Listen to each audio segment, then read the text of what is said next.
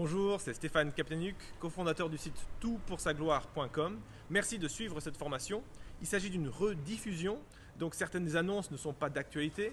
Par contre, dans le descriptif, il y a un cadeau pour vous. Téléchargez-le sans attendre, il sera toujours à jour pour aller plus loin avec les notes de l'orateur ou d'autres documents pour mieux suivre la formation. Je vous laisse sans plus attendre suivre la formation. Bonne découverte et à très bientôt. C'est excellent. On va pouvoir se plonger ensemble dans le livre, mais avant, j'aimerais te présenter Cédric.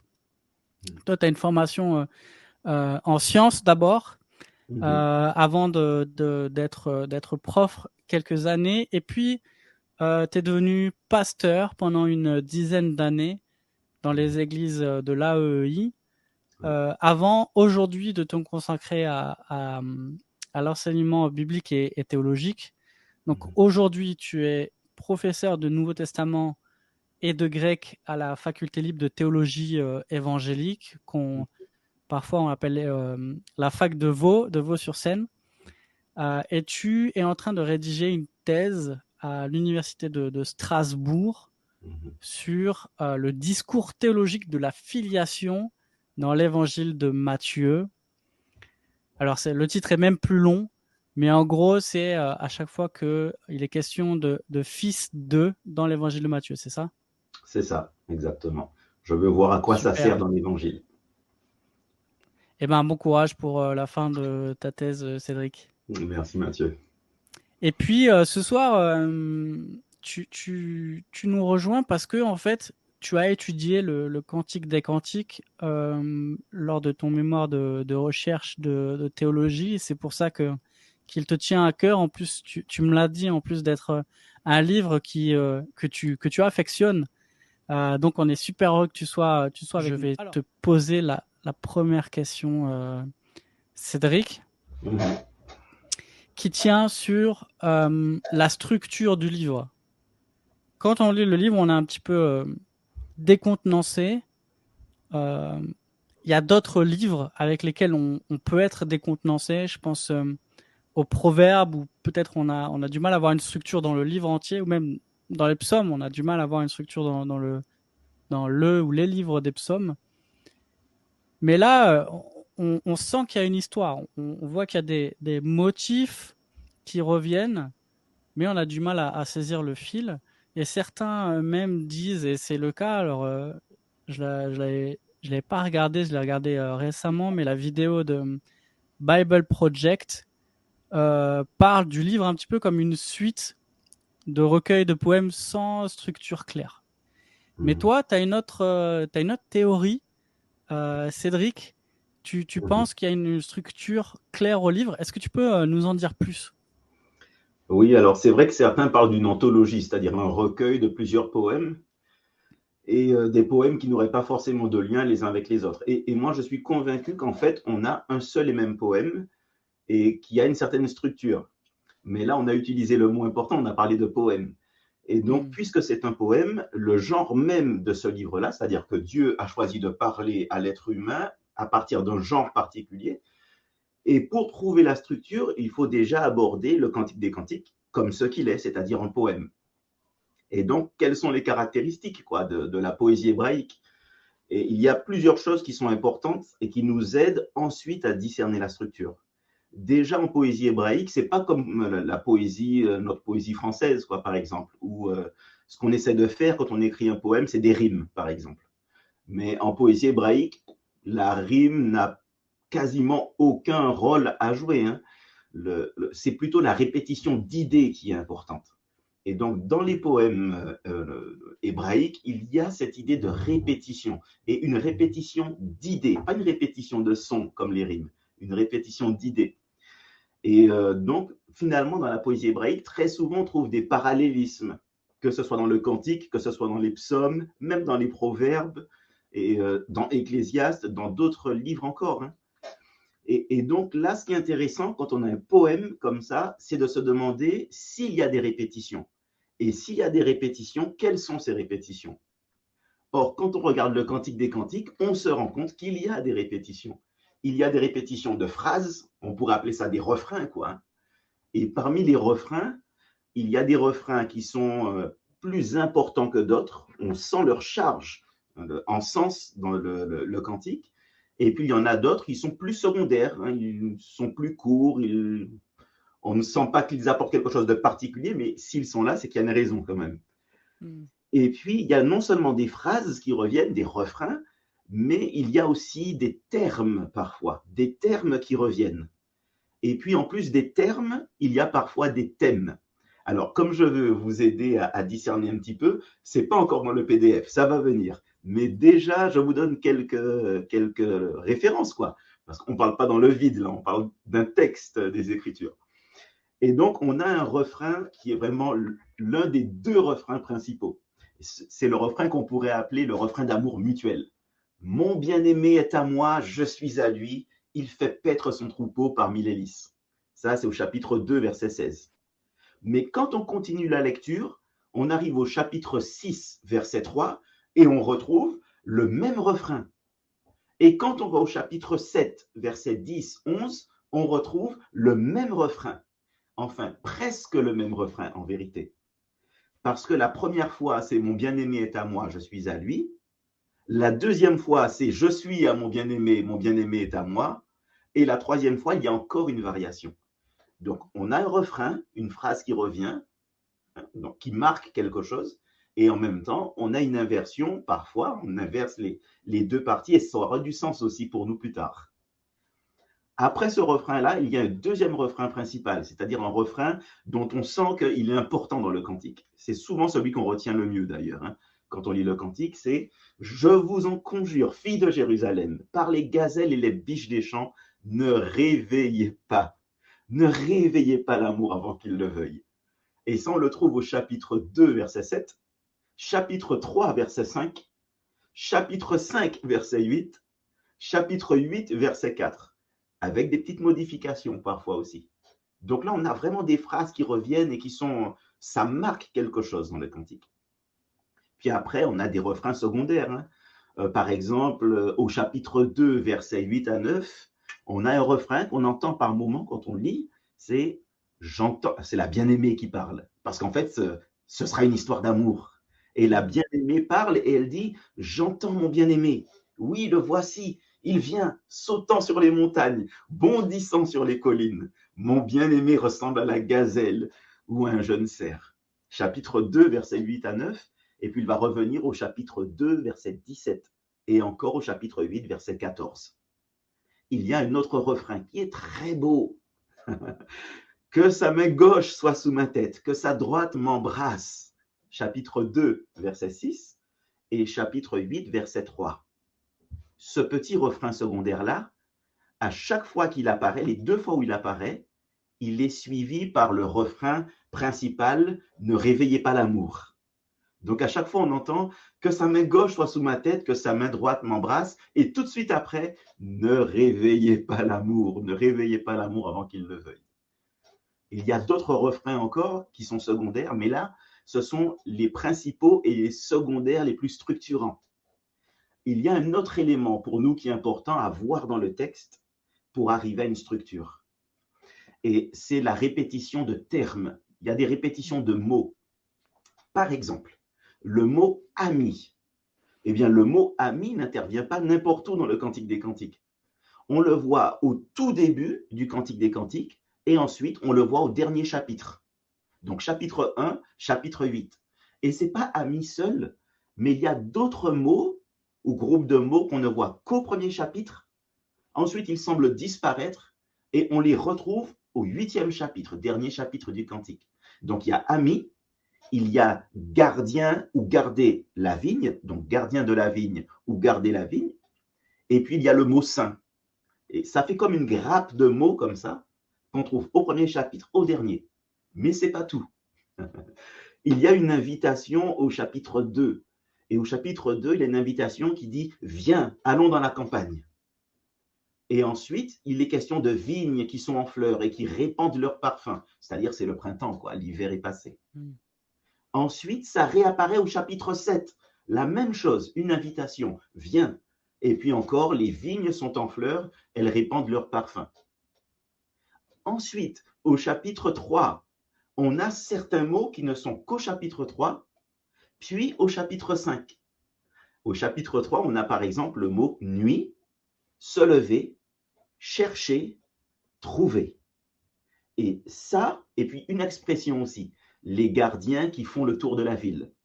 Et ça, on ne le retrouve qu'au chapitre 5. De la même manière, il est question de nuit, de se lever, de chercher, de trouver, ou plutôt au chapitre 5, de ne pas trouver.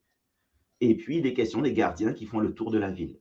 Donc, on se rend compte que, tiens, on a des refrains et on a aussi des grappes de mots à des moments stratégiques du Cantique des Cantiques. Ce n'est pas partout, c'est à des endroits localisés. Et tout ça est important pour nous parce que ce sont les répétitions d'idées. Et les répétitions d'idées nous permettent de voir ce qui est parallèle dans le Cantique des Cantiques. Alors, lorsqu'on met toutes ces choses-là côte à côte, lorsqu'on s'intéresse un petit peu à tout ça et qu'on regarde comment c'est disposé, eh bien, on arrive à la structure qu'on peut voir sur le PDF qui a été fourni là justement au début là. Sur ce PDF-là, vous allez vous rendre compte que la structure du Cantique des Cantiques, quand on regarde un petit peu toutes les répétitions et les refrains, cette structure-là, elle semble bien être concentrique. Je ne suis pas le premier à le dire. D'autres ont vu aussi qu'il devait y avoir quelque chose de concentrique. Et ici, on a une première partie, on l'appelle A. Alors, avant, qu'est-ce qu'on entend par une structure concentrique? Une structure concentrique, c'est qu'on a le début d'un récit ou d'un poème, d'un texte. Voilà, on a le début d'un texte, on a la fin du texte. Et on se rend compte que le début et la fin sont parallèles. Il y a des répétitions, il y a des parallèles. Et ensuite, on resserre un peu et on se rend compte qu'il y a encore des parallèles. On resserre encore un peu, on se rend compte qu'il y a encore des parallèles. Et puis finalement, on arrive à un endroit qui ne se répète pas. Et ça, c'est le centre. Et dans le Cantique des Cantiques, on a une partie A, chapitre 1, verset 2 jusqu'au chapitre 2, verset 7. Et là, c'est une invitation à l'amour. La bien-aimée dit « Courons, le roi m'entraîne dans sa chambre ». Alors là, elle est en train on a presque l'impression d'être en plein film Bollywood, quoi. Là, on imagine la musique, les couleurs, enfin tout, quoi. Et puis, elle mentionne les fils de sa mère. Elle fait un jeu de mots sur la vigne. Et puis, elle part à la recherche de son bien-aimé. La partie parallèle, elle est à la fin du cantique. C'est la toute fin, chapitre 8, versets 3 à 14. Et là, on a à nouveau une invitation à l'amour, à nouveau la mention des fils de la mère, et à nouveau un jeu de mots sur la vigne. Et puis là, cette fois-ci, elle n'est plus à la recherche du bien-aimé, elle est avec le bien-aimé. Ensuite, on resserre un peu. On a la partie B et la partie B'. La partie B, c'est le chapitre 2, versets 8 à 17. Et là, c'est le bien-aimé qui invite sa bien-aimée à partir à la campagne, quoi. On part dans les champs, ils partent. Et quand on regarde la partie parallèle, chapitre 7, verset 11 jusqu'à 8, verset 2, on voit que maintenant, c'est la bien-aimée qui invite à un voyage à la campagne. Un coup le bien-aimé, un coup la bien-aimée. Et puis ensuite, on continue de resserrer. On va vers le centre, là. On a trois parties qui s'enchaînent. On ne peut pas les désolidariser, elles s'enchaînent. C'est C, D, E. Tout ça s'enchaîne très rapidement. Alors en C, on a un rêve. Elle est dans sa chambre, elle fait un rêve. Et là, les deux thèmes principaux, c'est perdre et trouver. On a l'impression qu'elle perd son bien-aimé, mais elle le trouve. Et puis ensuite, il y a un chant de la bien-aimée et tout de suite après, un chant du bien-aimé. Dans la partie parallèle, on a d'abord un cauchemar. Et là, on n'a plus perdre et trouver, on a juste perdre. En fait, c'est perdre et ne pas trouver. Chapitre 5, versets 2 à 8. Et puis, on a D', E', c'est-à-dire un chant de la bien-aimée qui célèbre la beauté de son bien-aimé et ensuite un chant du bien-aimé. Et puis là, on arrive enfin au centre. Et au centre, la femme invite l'homme à entrer dans son jardin. Donc là, on a une structure qui est concentrique. Voilà. Et là, ce sont les éléments du texte qui nous amènent à ça. Voilà. Super, ouais, c'est vrai que là, on voit que le PDF nous aide à voir cette structure et cette progression. Alors, une fois qu'on a cette structure, est-ce que tu peux nous faire un petit survol? Alors, tu viens de le faire, mais peut-être en parlant d'une manière linéaire de l'histoire que raconte le Oui. Cantique finalement. Comment tu peux nous dire l'histoire du Cantique? Oui. Alors, vous voyez, là, on a une structure concentrique, là, hein. Et en fait, ce qui est important avec les structures concentriques, c'est qu'il y a deux manières de les lire. D'ailleurs, il y a débat. On peut très bien commencer à la partie A et lire de manière tout à fait linéaire, A, B, C, D, E, ainsi de suite, et arriver à la dernière partie, la fin. Mais en fait, plusieurs spécialistes des structures concentriques ont souligné aussi que certaines structures concentriques doivent être lues même certains disent toutes les structures. Bon, je pense qu'il ne faut pas exagérer, mais au moins certaines devraient être lues des extrémités vers le centre. Autrement dit, la fin n'est pas au chapitre 8, mais la fin, si on lit des extrémités vers le centre, c'est au chapitre 4, verset 16, jusqu'à 5, 1. Alors maintenant, je vous fais un petit peu l'histoire. Et là, avec le PDF, vous pourrez faire défiler au fur et à mesure. Parce que je vous ai mis des flèches qui permettent de voir comment on passe de A à A', ainsi de suite. Voici l'histoire qu'on peut raconter. Dans la partie A, nous apprenons que pendant un temps, la jeune femme qui parle, la bien-aimée, elle n'a pas pu s'occuper de sa propre vigne. Quand elle parle de sa vigne, c'est au sens figuré. Et sa vigne, c'est sa relation amoureuse. Ce n'est pas une vigne littérale, une vraie vigne. Ce n'est pas non plus son corps, c'est sa relation amoureuse. Autrement dit, les fils de sa mère l'ont obligée à garder une vigne et elle n'a pas pu garder sa propre vigne, sa relation amoureuse. Elle était trop occupée, quoi. Mais quand on regarde le chapitre 1, juste après nous avoir dit ça, elle nous dit que maintenant, elle a le désir d'être avec celui qu'elle aime. Maintenant, elle a bien l'intention de s'occuper de sa vigne, de sa relation amoureuse. Et là, on la voit partir vers les champs. Elle veut retrouver son bien-aimé. Maintenant, on part au chapitre, à la partie A'. On passe de A à A'. Que se passe-t-il en A'? Eh bien, A' nous permet de comprendre la partie A. Pourquoi cette jeune femme a été faite gardienne d'une vigne par ses frères? Dans la partie A', qu'est-ce qu'on voit? Elle nous raconte à un moment donné une réflexion de ses frères, qu'elle n'appelle jamais mes frères, elle dit toujours les fils de ma mère. Et donc, les fils de sa mère, à un moment donné, donc au chapitre 8, partie A', ils réfléchissent, ils disent, que ferons-nous le jour où on viendra nous demander notre sœur? Le mot demander qui est là, c'est un mot qui est utilisé dans l'Ancien Testament dans des contextes de mariage en particulier. Donc, ce n'est pas juste demander, on pose une question, on s'interroge sur la jeune fille, il s'agit de la demander en mariage. Et donc, au chapitre 8, partie A', les fils de la mère se demandent, bon, le jour où on viendra nous demander notre sœur en mariage, qu'est-ce qu'on fera? Et là, ils commencent à dire, bon, pour l'instant, notre sœur, ils disent, en fait, ses seins, elle n'en a pas encore. Elle n'a pas de seins. Autrement dit, ils disent, c'est une petite fille pour l'instant, elle est prépubère, elle n'est pas en âge de se marier. Mais ils continuent leur réflexion et ils disent, si elle est un mur, alors nous ferons sur elle un créneau. Autrement dit, non, avant de vous dire autrement dit, je vous donne l'autre partie. Si elle est un mur, nous ferons un créneau. Un peu comme les villes, vous voyez, avec les murs, et puis c'est orné ensuite. On orne le mur. Mais si elle est une porte, nous la fermerons avec une planche de cèdre, c'est-à-dire vraiment du bois qui ne va pas casser, quoi. Qu'est-ce qu'ils sont en train de se dire, les frères?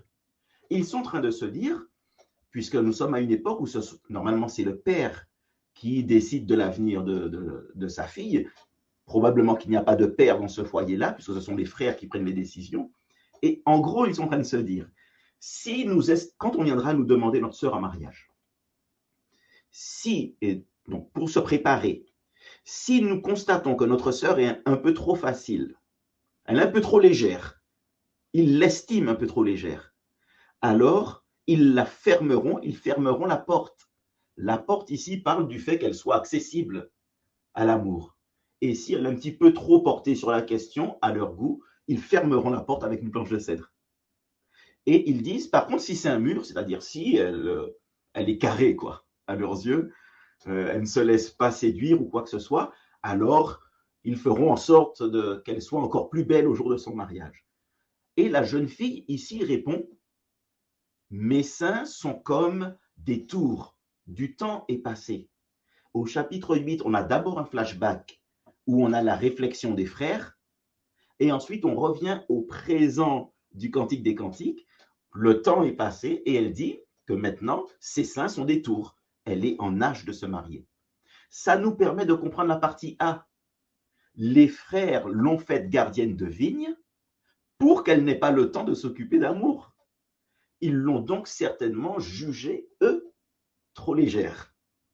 Et ils se sont dit, on va faire attention, elle sera occupée, elle ne pourra pas s'occuper d'amour. Mais il y a certainement eu la demande en mariage. Et donc, on arrive à la partie, on passe de A' à la partie B.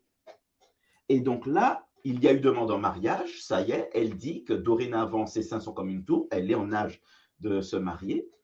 Et donc, on arrive à la partie B et la relation amoureuse a commencé entre le bien-aimé et la bien-aimée. Une relation, ils apprennent à se connaître. Et à la partie B, en fait, le bien-aimé donc invite sa bien-aimée à partir à la campagne. Voilà, ils veulent passer du temps ensemble. Il y a eu la demande en mariage et puis ça y est, l'amour est lancé, quoi. Donc, ils ont envie de, voilà, viens, on part ensemble. Mais évidemment, le temps n'est pas encore venu. Parce que dans le Cantique des Cantiques, il y a un temps particulier qui est le bon. Et il n'est pas encore venu. Alors, on passe de la partie B à la partie B'. De la même manière que le bien-aimé voulait partir avec sa bien-aimée, dans la partie B', on continue de voir la relation grandir. Et c'est la bien-aimée maintenant qui voudrait partir avec son bien-aimé. C'est réciproque dans le Cantique des Cantiques.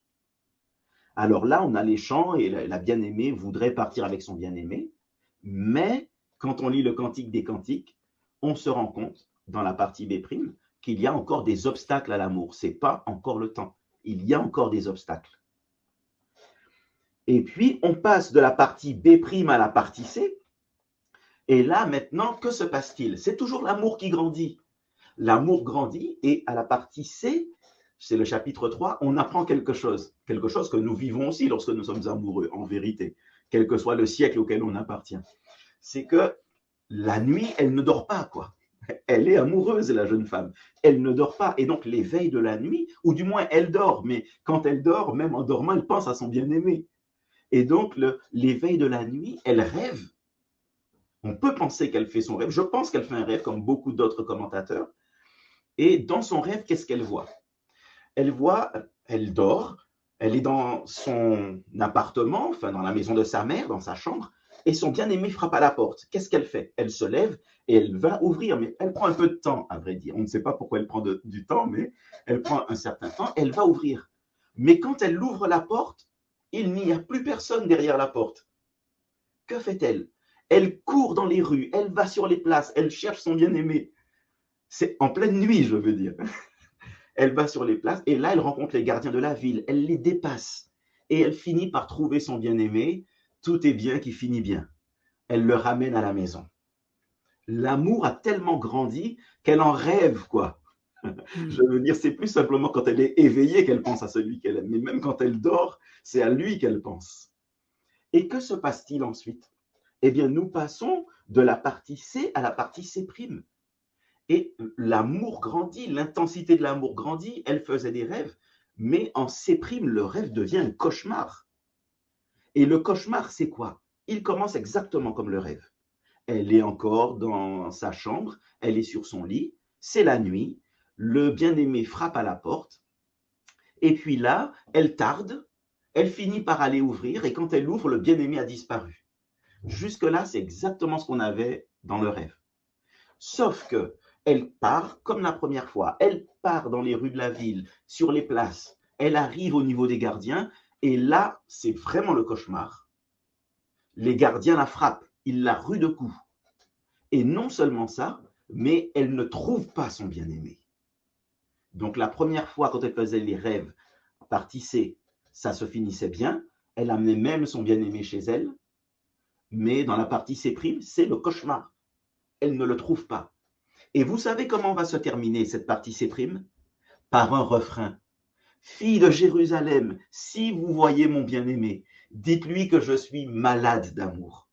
Là, on est arrivé à une telle intensité qu'elle n'en peut plus. Mais heureusement, quand on passe de C' à D, sur le PDF, hein, vous avancez au fur et à mesure, hein. Quand on passe de C' à D, eh bien, c'est enfin le moment des noces. Tout a commencé avec la demande en mariage. L'amour a grandi. À un moment donné, elle n'en peut plus, quoi. Elle n'en peut plus d'attendre. Et voici qu'on arrive à la partie D, et ce sont les noces. Enfin, les noces. De la partie D à la partie D', ce sont toujours les noces qui continuent. Tout ça nous parle des noces, de ce qui se passe au moment des noces. Et puis après la partie D', on arrive à E. Et donc là, le bien-aimé, il avait invité la bien-aimée à venir avec. Ce sont les noces. Il l'invite à partir avec lui. Là, rien n'empêche, hein. Et quand on passe de D' à E, eh bien, la bien-aimée s'apprête à répondre à son bien-aimé. Il l'a invité à partir. On passe de D' à E, et là, elle va répondre à son bien-aimé. Évidemment, elle va lui répondre oui, c'est évident. Maintenant, quand on passe de E à E', on a quasiment fini maintenant le parcours. Quand on passe de E à E', eh bien, on entend le marié. Ils sont mariés maintenant, les noces ont eu lieu, et le marié célèbre la beauté de celle qu'il aime, avec son type de poésie qui n'a rien à voir avec notre poésie d'aujourd'hui. Mais ils sont mariés et maintenant ils célèbrent la beauté de sa mariée, de son épouse. Et enfin, nous passons de E' à F. Et quand on passe de E' à F, il n'y a plus aucune interdiction. L'amour peut aller jusqu'au bout. Il n'y a plus du tout de raison de ne pas réveiller l'amour. Il est réveillé et il va être réveillé jusqu'au bout. Et en F, la partie du centre, c'est là qu'on a la relation sexuelle. C'est le seul passage du cantique où on peut vraiment dire qu'il y a la relation sexuelle. Et elle est évoquée poétiquement. Donc voilà, c'est tout un parcours qui nous amène de la demande jusqu'aux noces, et puis ensuite à ils ne font plus qu'une chair, quoi. Magnifique. Puis on voit bien la page 14 avec Ouais. le schéma récapitulatif, que ça fait un peu comme un tourbillon avec Ouais. le centre un petit peu avec cette partie F et la consommation du mariage. Ouais. Magnifique. On voit la manière dont tu l'as raconté aussi avec la fin, le climax qui est l'union. Ça nous fait penser un petit peu au jardin d'Éden, qui est la Ouais. première union, qui est aussi où il y a aussi un poème. Ouais.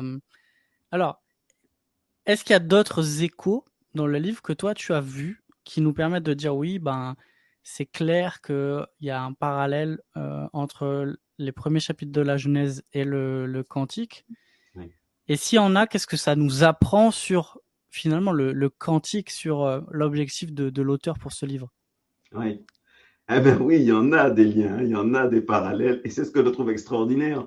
C'est aussi pour ça que j'ai souvent utilisé en tant que pasteur le Cantique des Cantiques en préparation au mariage, parce qu'il y a quelque chose à nous dire. Et non seulement sur l'amour aujourd'hui, mais sur l'amour au jardin. Et en fait, quels sont les parallèles? Je ne vais pas tous les donner, c'est pas ça, c'est pas le plus utile, mais je vais donner les principaux, ceux qui permettent vraiment de se positionner. Et je commencerai par exemple en disant que l'amour tel qu'il est décrit dans le Cantique des Cantiques insiste sur l'exclusivité et sur la réciprocité. Souvenez-vous, le refrain « Je suis à mon bien-aimé, il est à moi. Mon bien-aimé est à moi, je suis à lui. Je suis à mon bien-aimé, ses désirs se portent vers moi. » À chaque fois, c'est renversé. C'est la réciprocité. Ce n'est pas seulement elle qui a son bien-aimé et ensuite son bien-aimé à elle, mais son bien-aimé est à elle et elle est à lui. C'est vraiment réciproque. Il y a une telle harmonie là. Et puis, chacun a son langage d'amour, chacun a sa manière de parler d'amour, mais les deux parlent de même type d'amour. Un amour qui les unit l'un à l'autre, quoi. Mais ce qui est extraordinaire, c'est que quand on regarde le Cantique des Cantiques, il y a, on peut dire, 4 décors principaux. Il y a un premier décor, c'est les déserts. Mais dans les déserts, il ne se passe jamais rien. Au contraire, les personnages sont obligés de sortir du désert. Dans le désert, l'amour n'est jamais décrit. le désert, ce n'est pas le lieu pour l'amour. Ensuite, il y a les rues et les places de la ville. Les rues et les places de la ville ne sont pas le lieu de l'amour. C'est un décor, mais ce n'est pas là que se joue le dialogue entre ceux qui s'aiment. Il y a ensuite les appartements, les lieux intérieurs. Les appartements sont des lieux propices à l'amour, mais dans le Cantique des Cantiques, à chaque fois qu'on est dans un intérieur, c'est sur le mode du souhait, de la rêverie.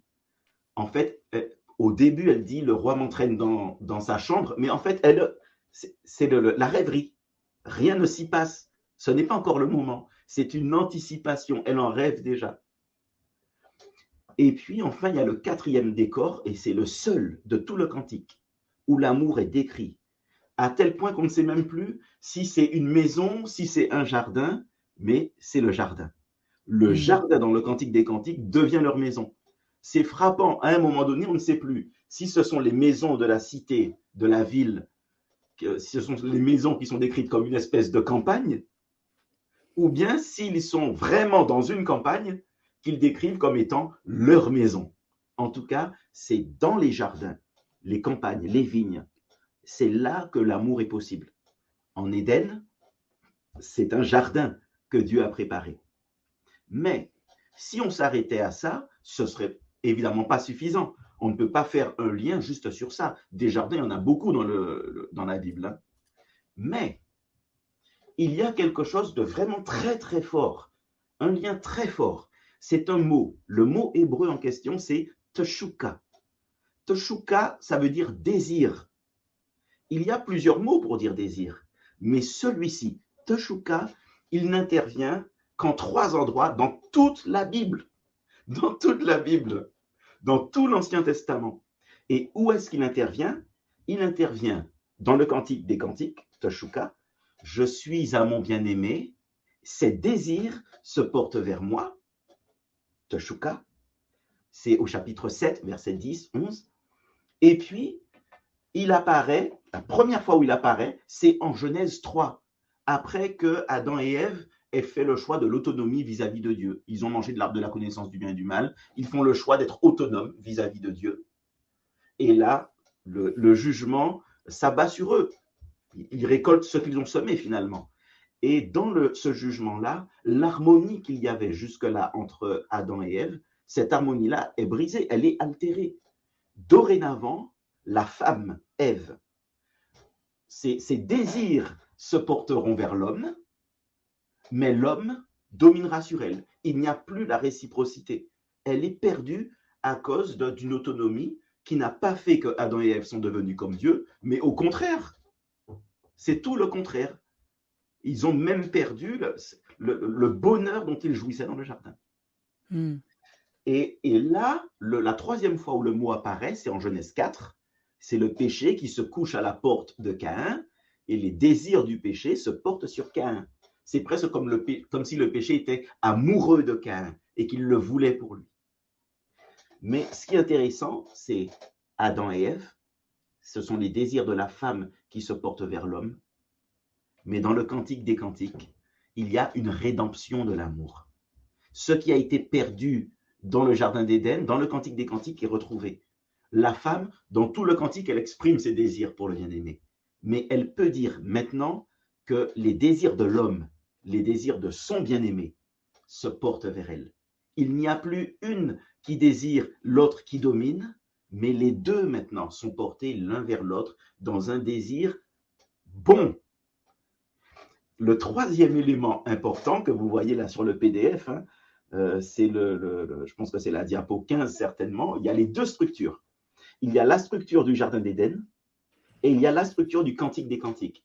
Et c'est très intéressant de les comparer parce que quand on les compare, on se rend compte, là encore, je ne suis pas le seul à avoir une structure concentrique pour Genèse 2, verset 4 jusqu'à 3, 24. D'autres ont proposé aussi la structure concentrique.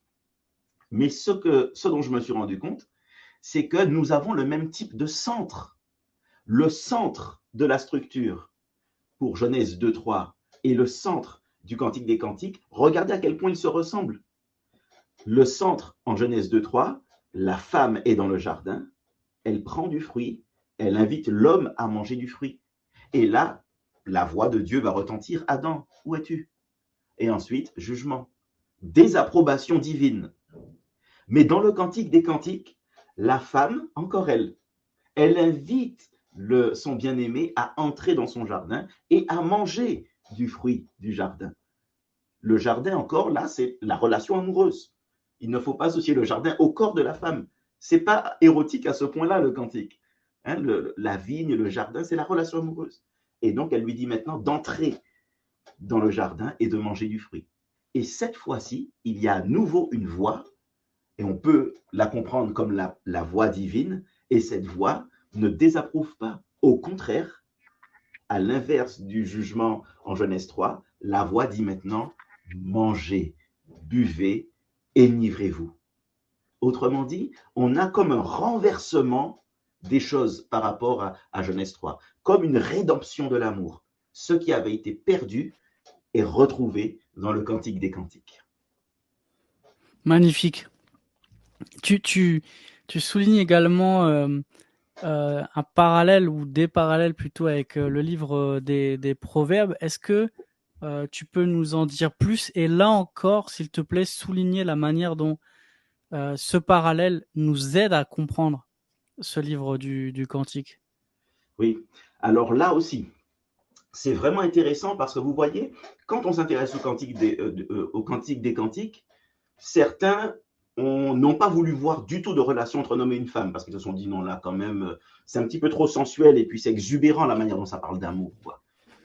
Et puis, d'autres, au contraire, n'ont voulu voir qu'une histoire d'amour presque banale, quoi. Juste quelque chose de passionnant, mais presque comme tous les poèmes qu'il y avait dans le Proche-Orient ancien.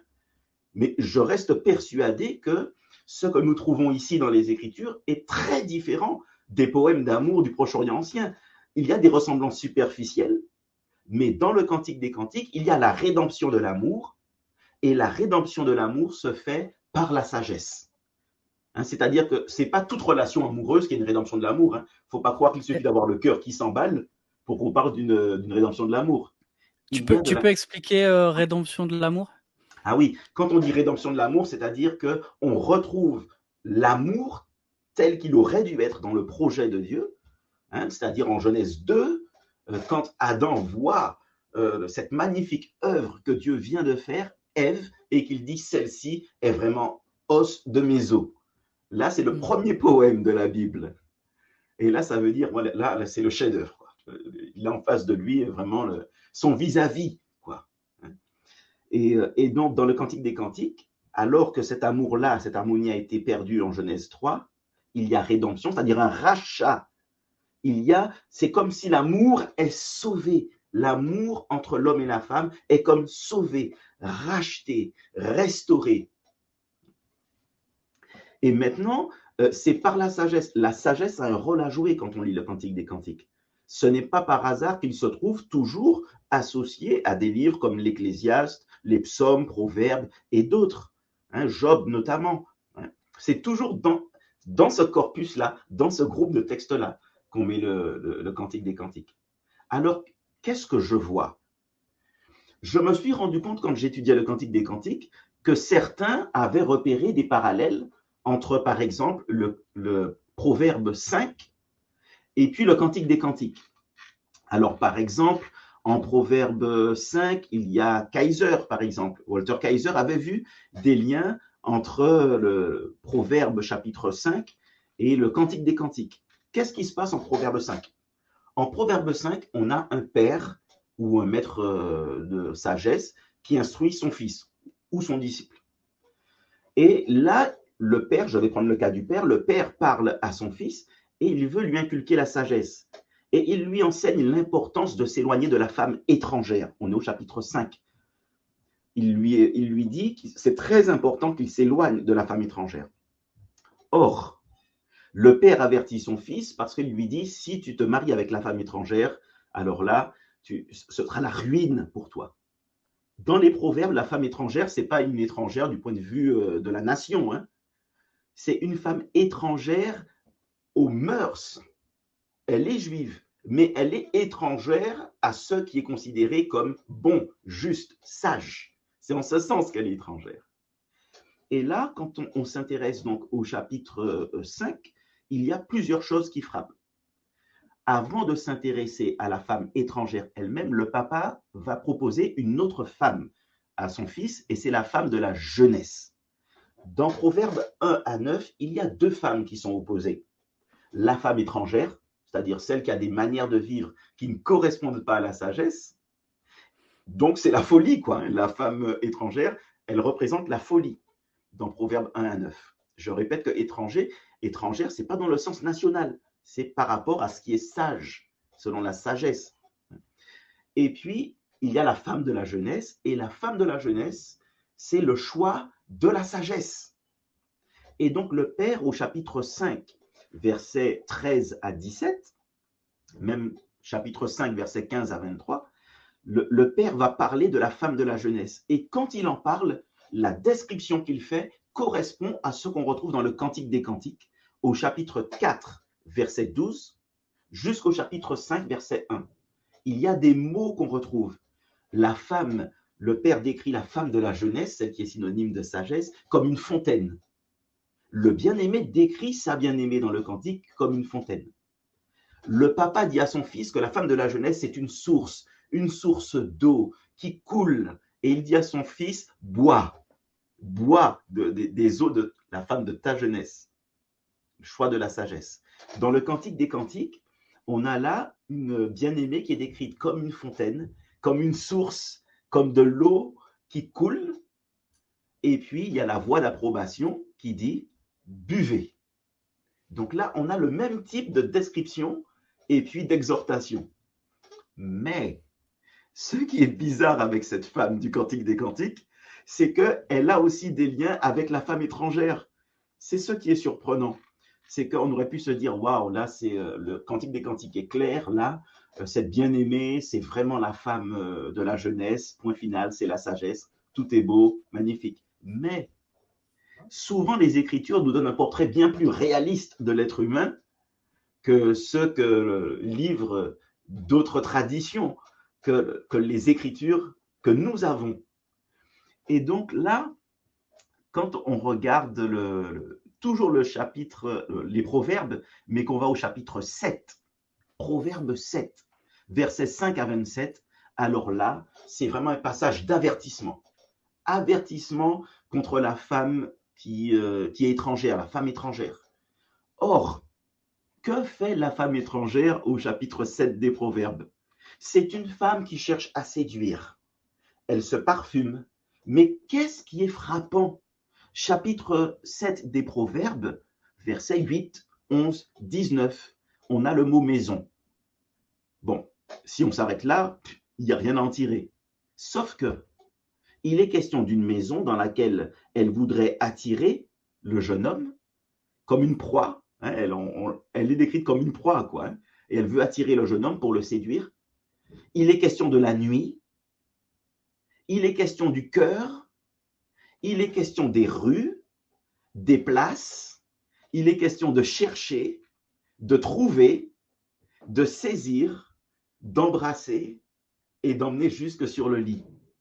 Or, dans le Cantique des Cantiques, au chapitre 3, c'est-à-dire au moment où elle est en train de rêver, c'est la partie C, et aussi dans la partie C', quand elle fait le cauchemar, eh bien, c'est exactement les mêmes mots qu'on retrouve, la même description. Elle est d'abord dans la maison, c'est la nuit, elle part parce qu'elle dit qu'elle veut chercher celui que son cœur aime. Et puis elle va sur les rues, elle va dans les places, elle cherche, elle trouve, elle saisit, elle emmène son bien-aimé à l'intérieur. Et là, ce que nous voyons, c'est la femme étrangère, c'est le comportement de la femme étrangère. Alors, le Cantique des Cantiques n'est pas juste en train de nous dire, vous voyez, cette femme-là, c'est la sagesse même. Il n'est pas en train de nous dire, cette femme-là, c'est la folie même. Il est en train de nous dire, maintenant, réfléchissez et évaluez les choses.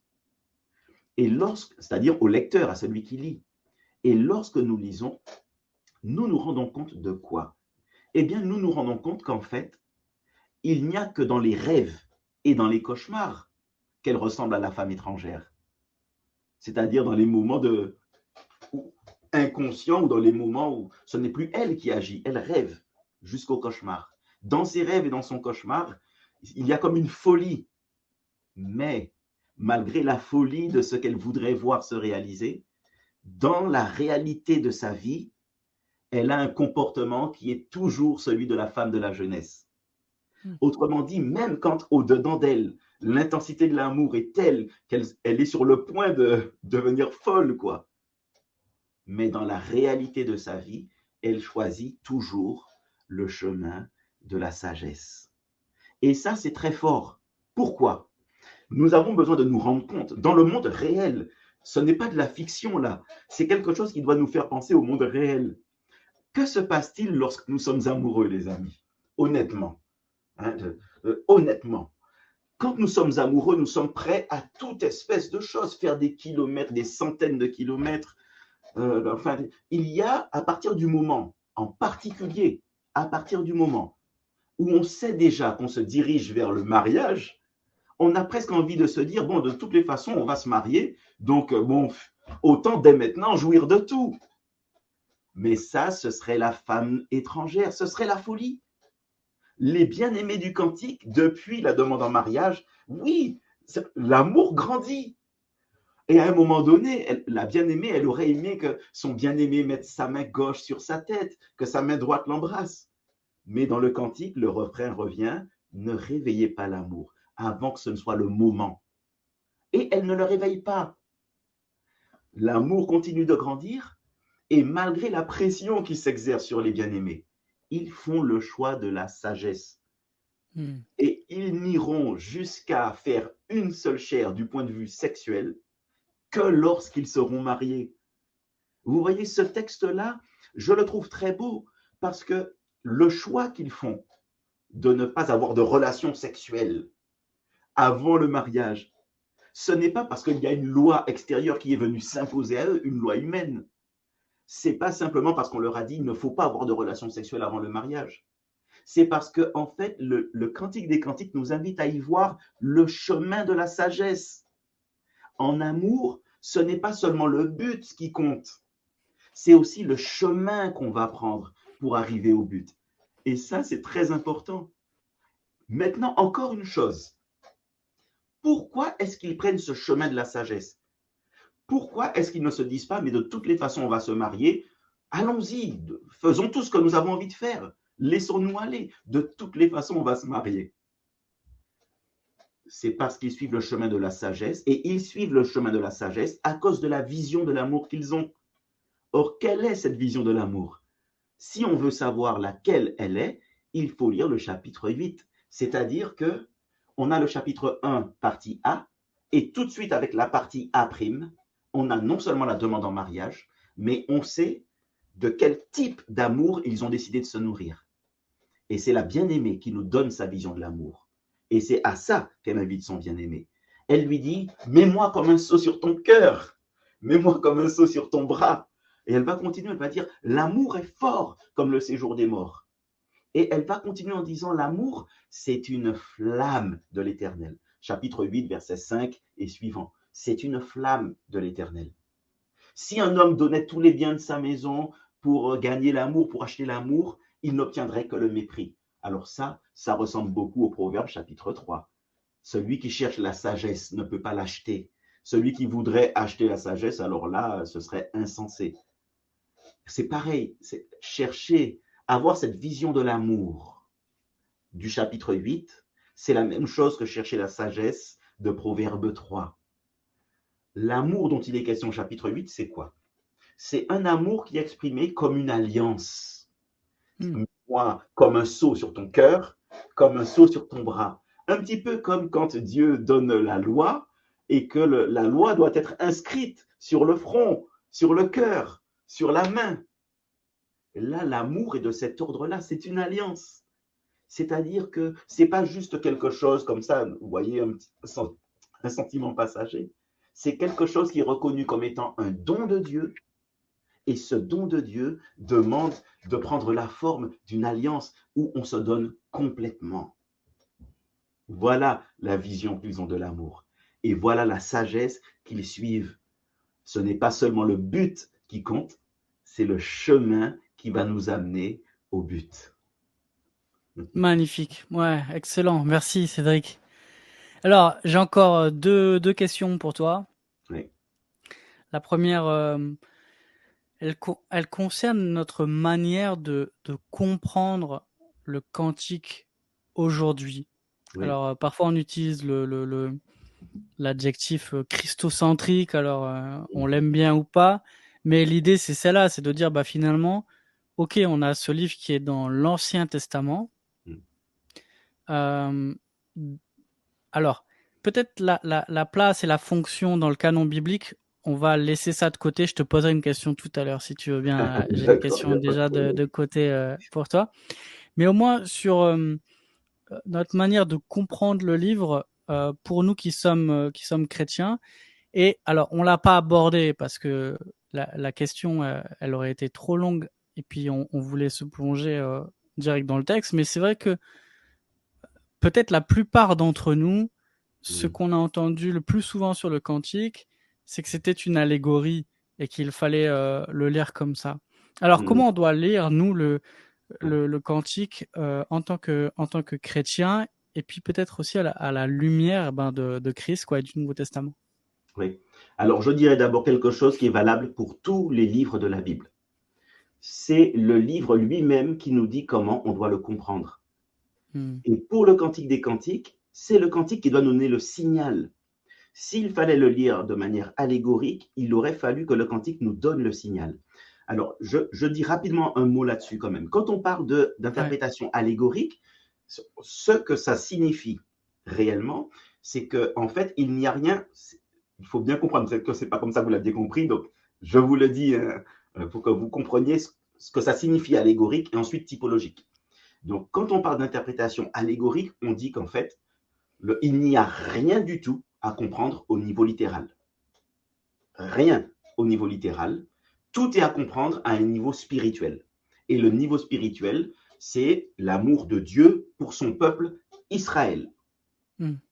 Et donc, dans cette interprétation allégorique, le bien-aimé représente Dieu et la bien-aimée représente Israël. Mais dans l'interprétation allégorique, puisqu'il n'y a rien à saisir au niveau littéral, chaque élément écrit dans le détail doit renvoyer à quelque chose de spirituel. Et c'est là que les problèmes commencent avec l'interprétation allégorique.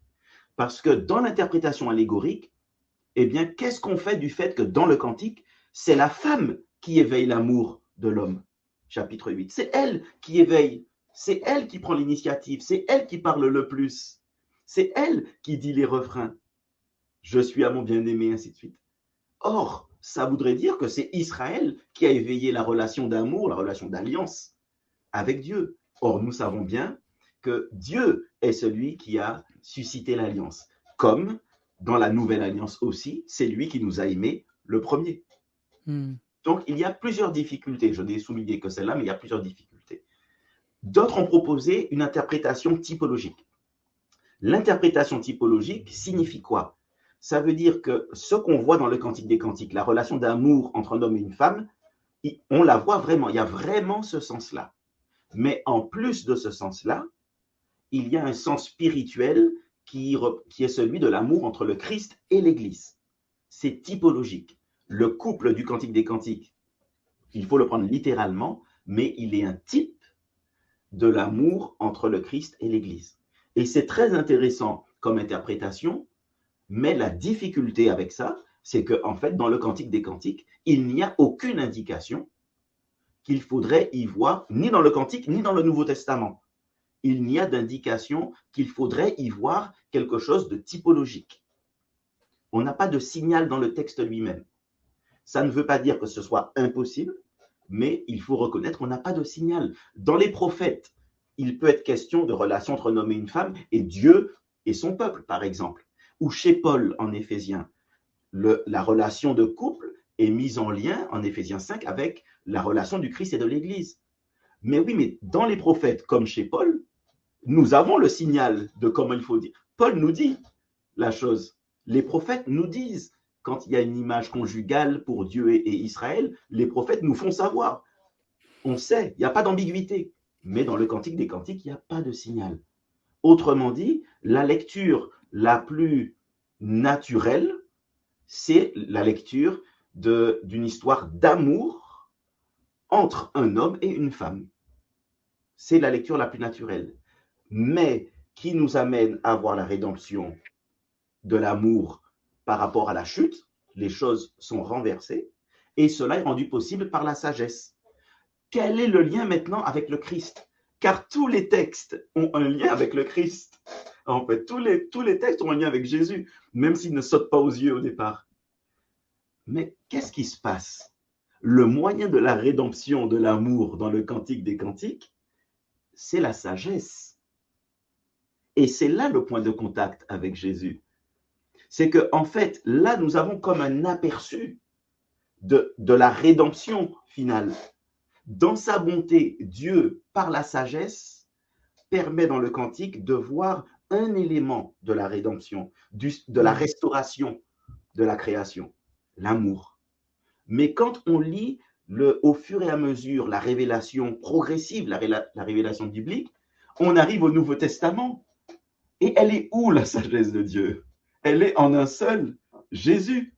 Jésus est la sagesse.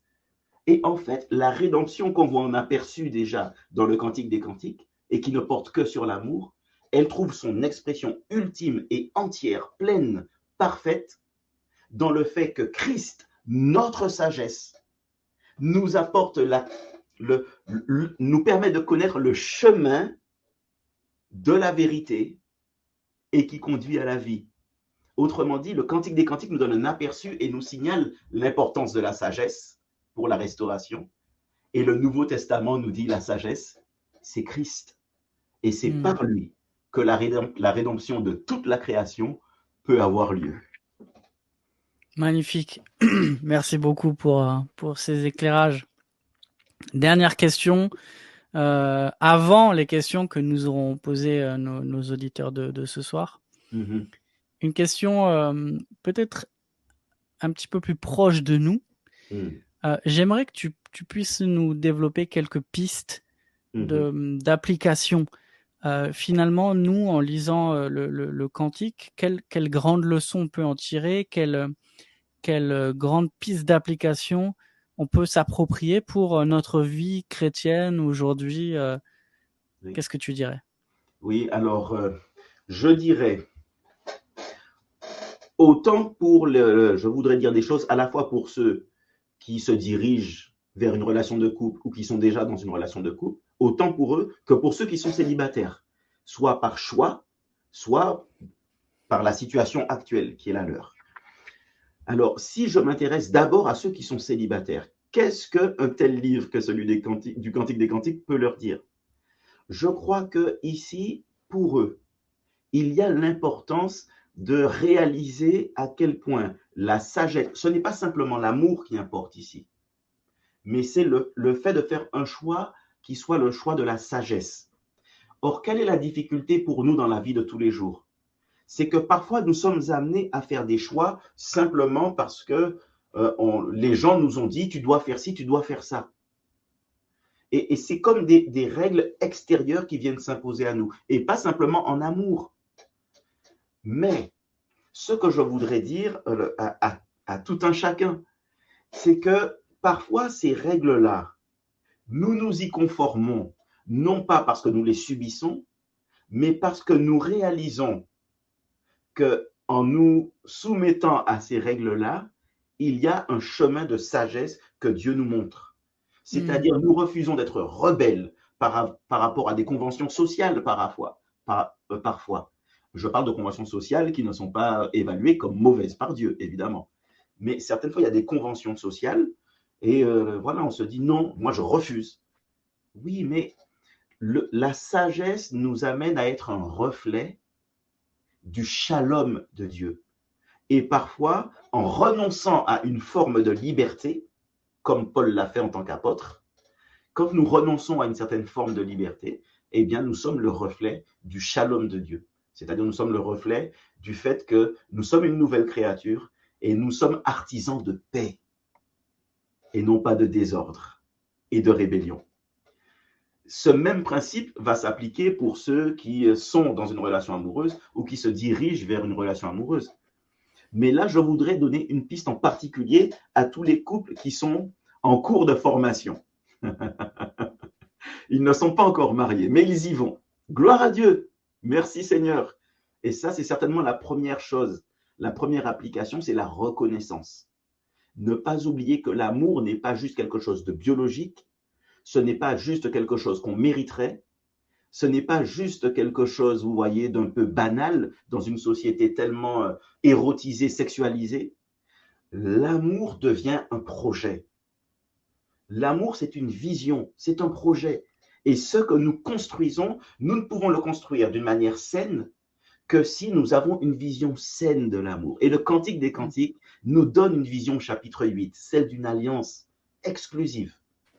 Et lorsque nous bâtissons de cette manière-là, alors tous les efforts que nous ferons avant d'être mariés ou quand nous serons mariés vont s'inscrire dans ce projet-là. Nous allons renoncer parfois à certaines choses à cause de ce projet-là, de cette vision-là. Ce n'est pas simplement l'autre que nous avons devant nous lorsque nous aurions aimé nous disputer parce qu'il y a eu un problème, une tension. Mais je regarde l'autre et en même temps, j'ai cette vision de ce que nous sommes en train de faire. Nous devenons une prédication de la restauration de Dieu, de la rédemption de Dieu. Un dernier point. Pour ceux qui sont en train de... Voilà, ils se sont déjà promis et ils se dirigent vers le mariage. Attendez d'être mariés pour avoir des relations sexuelles. Attendez. Pas simplement parce que votre pasteur vous a toujours dit tu dois attendre. C'est important, évidemment.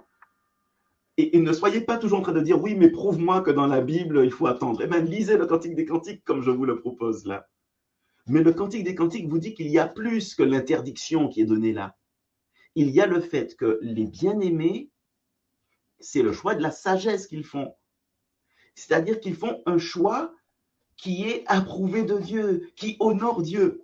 Et peut-être qu'à des moments, ils auraient voulu aller plus loin. Mais en renonçant, qu'est-ce que nous faisons? Eh bien, nous disons à Dieu, Seigneur, tu es tellement plus grand que ce que j'ai envie de faire maintenant. Tu es tellement plus important. Mon renoncement maintenant à avoir une relation sexuelle, mon renoncement maintenant, c'est une offrande que je t'apporte. Nous avons une vision de sagesse, une vision spirituelle, même dans les choses qui semblent être les plus charnelles. Voilà. Magnifique.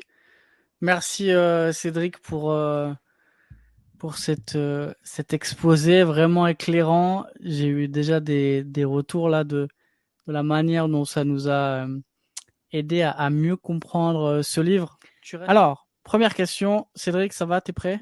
Oui, je suis prêt. Super. La première question, celle qui a eu le plus de votes, et c'est vrai qu'on n'en a pas parlé, est en lien avec l'inspiration du livre et son inscription dans le canon. Alors, je lis la question. La question est posée par Wembo, qui demande quels étaient les critères qui ont fait que ce livre soit dit inspiré alors que le nom de Dieu n'y figure pas. Puis moi, je rajoute une petite partie. Est-ce que tu as connaissance des discussions qu'il y a eu pour l'inscription dans le canon biblique? Et finalement, est-ce que tu sais ce qui a amené l'Église à l'inclure? Oui. Alors effectivement, il faut savoir que oui, il y a eu des difficultés quand même à inscrire le Cantique des Cantiques dans le canon. Enfin, quand je dis des difficultés, il y a eu des réflexions. Il y a eu des réflexions justement parce que, comme c'était dit dans la question, la première impression qu'on a, c'est qu'il ne parle pas de Dieu, quoi. Il n'y a pas le nom de Dieu. C'est l'impression qu'on a. Mais en réalité, alors, les éléments qui ont fait pencher la balance, il y en a un principalement, c'est le titre du cantique. Cantique des Cantiques de ou pour Salomon. Juste, est-ce que, Cédric, je te coupe parce qu'il y a une autre question et tu vas y répondre en 2 secondes, je sais. Pourquoi on l'appelle justement le Cantique des Cantiques? Qu'est-ce que ça veut dire cette expression? Oui, alors là, l'hébreu, c'est Shir Hashirim. Shir veut dire chant, Hashirim, chant, les chants. Mais c'est un superlatif, c'est une comparaison et un superlatif. Quand on dit Shir Hashirim, cantique, les cantiques, cantique des cantiques, ça veut dire le plus beau des cantiques. C'est-à-dire, C'est la crème de d'entre la les crème. cantiques, c'est le cantique. Hmm. Et ensuite, c'est Shir Hashirim Asher Li Shlomo. Et le Li Shlomo veut dire de Salomon ou pour Salomon. Mais que ce soit de Salomon, c'est-à-dire que Salomon serait l'auteur, en serait l'auteur, ou que ce soit pour Salomon, c'est-à-dire que quelqu'un aurait écrit pour Salomon, le fait même de ce titre-là a fait que, comme pour les proverbes et d'autres textes, il a semblé que puisque Salomon était cité comme auteur, c'est comme ça qu'il était compris avant tout, qu'il fallait le recevoir, ce livre-là. Il appartenait, il a eu l'adhésion de ceux qui l'ont inscrit dans le canon hébraïque d'abord. Même si au début, l'hésitation ne tenait qu'au fait qu'on n'arrivait pas à comprendre qu'il y ait autant de sensualité dans ce livre. La sensualité, c'est-à-dire les sens, l'odorat, la vue, l'ouïe. Mais l'une des choses aussi qui ont fait, il y a deux autres choses qui ont fait pencher la balance, c'est justement que quand on a proposé une interprétation allégorique, au tout début, c'était avant qu'on aille trop loin dans les détails, mais au tout début, l'idée de proposer une interprétation allégorique permettait d'éviter la sensualité. Donc, on avait Salomon qui apparaissait, qui faisait nettement pencher la balance. On avait également on en avait fini de la sensualité avec l'interprétation allégorique, même si on ne cherchait pas les détails au début. Mais il y a autre chose, les amis. C'est que, en fait, le cantique des cantiques parle plus de Dieu que ce qu'on pense. Il y a premièrement au chapitre 8 la flamme de Yah, l'amour, chapitre 8, versets 5, 6 et suivants. Il est question l'amour est une flamme de Yah. Et Yah, c'est le diminutif de Yahweh, Yahvé, c'est-à-dire le nom qu'on traduit éternel. Donc, il y a premièrement ça, l'amour est directement lié à l'éternel. Mais dans l'un des refrains, il est question les refrains d'adjuration. Il y a une adjuration par les biches et les gazelles des champs. Et là, le mot biche et le mot gazelle, ce sont deux mots qui sont très proches. Certains commentateurs font remarquer que ce sont deux mots qui sont très proches de titres de Dieu, l'Éternel des armées notamment. Et donc, c'est comme si, en utilisant cette adjuration et les images de la nature, le faon, la gazelle, mais tellement proches des titres de Dieu, c'est comme si, à travers la création, il y avait une célébration au nom de Dieu.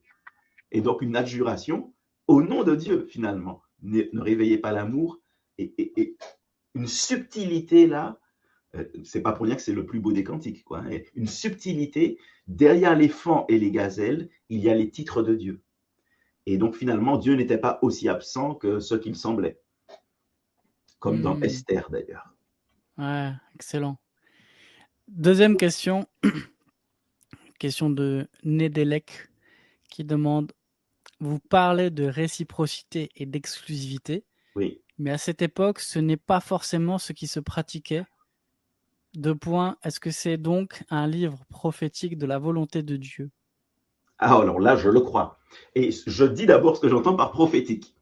Ce que j'entends par prophétique, c'est une voix qui soit une parole de Dieu portée par des êtres humains. Les êtres humains deviennent le porte-voix de Dieu. Et ils disent quelque chose de la volonté de Dieu. Or, ce couple-là, par l'harmonie qu'il y a là, qui est presque idéalisée, quoi, par la réciprocité, ils deviennent une prédication vivante, donc ils deviennent prophétiques de l'intention originelle de Dieu, un peu comme lorsque Jésus, dans le Nouveau Testament, au chapitre 19, quand il parle de divorce, d'adultère, tout ça, il dit, ne savez-vous pas quelle était la volonté de Dieu, ce qu'il était au commencement? Eh bien, c'est un peu ce que le Cantique des Cantiques fait. Il porte la voix du commencement. Voici l'intention de départ de Dieu. Ce n'est pas qu'il y ait des hommes qui dominent leur épouse et des épouses qui soient soumises à leur mari dans le sens d'une négation d'elles-mêmes, mais c'est au contraire un amour dans lequel les désirs de l'un et de l'autre sont portés vers l'un et vers l'autre. Harmonie, bien que le langage de chacun soit différent. Chacun a son langage, mais le langage dit un même amour. Donc oui, c'est prophétique de Genèse chapitre 1 et 2. Magnifique. Alors moi, j'ai une question qui n'est pas dans les questions, mais comme c'est moi qui anime, je me le permets. Pour ceux d'entre nous qui seraient enseignants, comment tu enseignerais un tel livre Oui. finalement? Oui. Alors, je ferai un petit peu comme j'ai fait ce soir. Je pense même que je commencerai par quelque chose que je n'ai pas fait ce soir. Parce qu'on ne peut pas tout dire là, en une soirée. J'espère que vous l'avez tous compris, que ça donnera envie d'aller faire un tour dans les Écritures, quoi. Mais j'aurais commencé par les interprétations les plus courantes. Et j'aurais dit, voilà, quelles sont les interprétations les plus courantes, l'interprétation allégorique, ce que c'est, pour que au moins les personnes, les frères et sœurs, les membres des assemblées, puissent repérer l'interprétation qu'ils entendaient. Et je leur aurais donné donc la présentation rapide de l'interprétation en question, allégorique d'abord, typologique, cultuelle ou autre. Et puis ensuite, j'aurais dit pourquoi, enfin, quelles sont les difficultés avec ces interprétations-là. De telle sorte que les frères et sœurs aient des repères d'abord. Et ensuite, je leur aurais dit, voilà, pour tout livre de la Bible, il est bon de commencer par comprendre le chemin de la pensée de l'auteur. C'est-à-dire comment est-ce que l'esprit qui conduit l'auteur le conduit, quel chemin il prend. Et donc la structure. Et puis, j'aurais pris le temps de montrer un petit peu les éléments, un petit peu comme j'ai essayé de le faire au début, les éléments qui se répètent, voilà, observer, et je l'aurais fait en église avec les frères et sœurs, en les guidant un peu, en leur disant maintenant, cherchez dans telle partie et telle partie, qu'est-ce que vous observez? Pour que les frères et sœurs soient dans le texte. Et puis qu'en même temps, ils observent eux-mêmes. Tiens, mais là, on retrouve vraiment les mêmes choses, quoi. Et ils seraient arrivés eux-mêmes à une première ébauche de structure. Après, je leur aurais demandé de regarder le langage de l'amour, comment le bien-aimé. Par exemple, j'aurais fait des groupes, imaginons, on est en église, ou on est dans un institut ou autre, peu importe. On peut faire un travail collaboratif. Certains s'intéressent au langage de la femme, et je leur donne certains textes. D'autres s'intéressent au langage de l'homme, et je leur donne certains textes, et je leur demande de me donner les caractéristiques de ces passages-là. Par exemple, le bien-aimé, parfois, a un langage militaire pour parler de son amour pour la femme. Il dit qu'elle est comme un arsenal. Qu'est-ce qu'il veut dire par là? Eh bien, il dit que ce n'est pas une femme facile. Elle ne se laisse pas conquérir comme ça. Il ne faut pas croire qu'on ira lui parler puis que « Ah là là !» Non, non, pas du tout. C'est une femme sage, droite, contrairement à ce que ses frères pensaient. Elle est responsable. Voilà. Et ensuite, après avoir regardé l'amour, je les aurais mis sur la piste, justement, du Jardin d'Éden. J'aurais suivi le parcours qu'on a suivi aujourd'hui, mais en allant de la manière la plus progressive possible, quoi. Et puis ensuite, on arrive à la sagesse, et puis enfin aux applications. Merci beaucoup. J'ai une dernière question pour toi qui nous est posée par Rachel. Comment comprendre le troisième personnage dans le Cantique des Cantiques? Ah, très intéressant. Il y a des débats sur les personnages. Qu'est-ce que tu peux nous en dire? Voilà. Donc là encore, la vraie question, c'est y a-t-il vraiment un troisième personnage? Alors ça, c'est une interprétation qui a été proposée. C'est ce qu'on appelle l'interprétation dramatique à trois personnages. Et j'en dis un tout petit mot pour ceux qui ne la connaissent pas, pour qu'ils sachent de quoi on parle. Certains, en regardant le Cantique des Cantiques, ont vu qu'il y a la bien-aimée, qui est appelée Shulamite aussi. Donc là, pas de problème, il y a une seule bien-aimée, pas de difficulté. Il y a ses amies, qu'elle appelle les filles de Jérusalem. Bon, c'est un personnage un peu à côté, qui est comme un cœur, qui dit des choses ou qui assiste. Ce sont ses amis. Mais quand on s'intéresse à l'image du bien-aimé, parfois, on a des images qui sont des images royales, Salomon, le roi, des choses comme ça. Et puis d'autres fois, il est l'homme qui est mis en action, là, dans le poème, il est décrit comme un berger. Il fait paître les brebis. Donc certains se sont dit, eh bien en fait, il y a une bien-aimée et il y a deux hommes. Le premier homme, c'est Salomon, le roi Salomon, et certainement que Salomon s'était pris de la bien-aimée mais elle est restée toujours fidèle à celui qu'elle aime vraiment, qui n'est qu'un simple berger. Et là, ça fait une super belle histoire, évidemment, hein. On imagine cette bien-aimée qui est face au grand roi, mais même la gloire du grand roi ne permet pas d'acheter son amour et reste fidèle à son bien-aimé, qui est un berger. Quelle est la difficulté de cette interprétation-là? Eh bien, elle est toute simple. N'oubliez pas, c'est toujours le texte qui doit me dire. Ce n'est pas les commentaires simplement qui doivent me dire ce que je dois penser d'un texte. C'est le texte lui-même. Quel est le problème de cette interprétation à 3 personnages? Même si certains l'ont défendu, hein, beaucoup moins maintenant en vérité. Mais c'est que dans le texte, il n'y a aucun moyen de séparer le roi du berger. Il n'y a pas de moment où, c'est-à-dire qu'il y a des moments où la bien-aimée parle au berger, ou bien c'est le berger qui est en pleine action, et d'un seul coup, il faudrait penser qu'on est passé au roi, sans qu'il y ait une indication. On passe de l'un à l'autre sans la moindre indication. Et en fait, finalement, on est obligé de faire quelque chose d'artificiel et de dire, bon, là, c'est le berger, là, c'est le roi. Mais il n'y a rien comme changement dans une même phrase. Il faudrait supposer qu'il faut couper la phrase et on passe de l'un à l'autre. Mais c'est là où c'est intéressant. C'est que on peut très bien imaginer qu'en fait, le bien-aimé de cette femme-là soit un berger, mais que cette femme-là, lorsqu'elle voit son bien-aimé, elle le voit comme s'il était Salomon, c'est-à-dire l'homme le plus glorieux que la terre ait connu. Pour elle, celui qu'elle aime, c'est Salomon, quoi. Et d'autant plus que lors des mariages, à l'époque, les mariés étaient souvent appelés reine et roi. Donc, il est pour elle son roi, son Salomon. Et donc, on pourrait penser que le titre, c'est le plus beau des chants pour Salomon. Et ce Salomon-là est soit le Salomon historique, hein, soit le bien-aimé de cette femme, mais qu'elle compare maintenant au Salomon historique. Magnifique, merci Cédric. C'était vraiment un plaisir de t'entendre ce soir, de redécouvrir ce livre avec toi et puis d'être aussi édifié, encouragé par cette vision de l'amour qui est portée par la sagesse de Dieu. Merci beaucoup d'avoir été avec nous. Avec joie. On se réjouit de t'entendre à nouveau une autre fois. Avec plaisir. Pourquoi pas, hein, on en reparlera. En tout cas, merci beaucoup d'avoir été avec nous, Cédric. Merci beaucoup d'avoir regardé cette vidéo. Abonne-toi à notre chaîne YouTube pour ne manquer aucune des prochaines vidéos. Et like et partage cette vidéo pour nous aider à remplir notre mission.